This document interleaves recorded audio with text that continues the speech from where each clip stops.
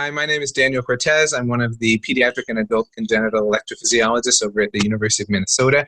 Today I'm going to be talking about arrhythmia prediction in patients with adult congenital heart disease, primarily non-invasive ways.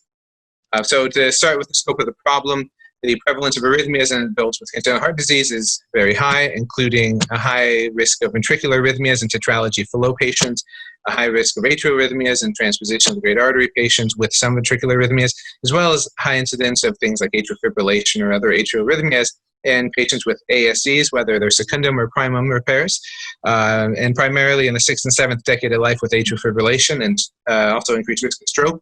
Fontan patients have a very high risk of atrial arrhythmias, particularly intraatrial reentrant tachycardia, as well as atypical and typical flutter, typically also presenting in the 3rd and 4th decades of life. The most well-studied group is tetralogy of Fallot for ventricular tachycardia risk, and time again, prior palliative shunt, as well as type of repair, have been found to be significantly predictive. QRS duration of 180 milliseconds is also a significant finding. However, there are patients with VT or sudden death that have a QRS duration of less than 180. Prior atrial arrhythmias is also a predictive factor, as well as increased right ventricular size and depressed ejection fraction, as well as increased left ventricular size and depressed ejection fraction are predictive of ventricular tachycardia. For atrial arrhythmias in congenital heart disease patients, right AV valve regurgitation and pulmonary hypertension have also time and time again been shown to be significant.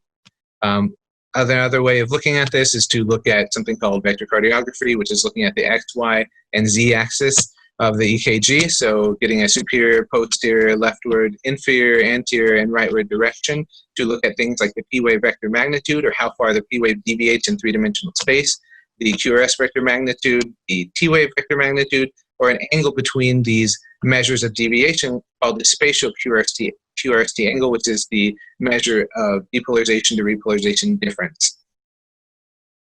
And patients with tetralogy of Fallot, looking at a QRS vector magnitude, that was shown to demonstrate that a lower QRS vector magnitude was associated with ventricular arrhythmia risk. Also, patients with Fontan palliation had a higher spatial QRST angle when they had ventricular arrhythmias, and thus a spatial QRST angle of 103 degrees or higher did predict development of ventricular tachycardia. There, of course, are other non-invasive measures that we should all be assessing, and I think we will continue to learn more as time goes on. Thank you very much.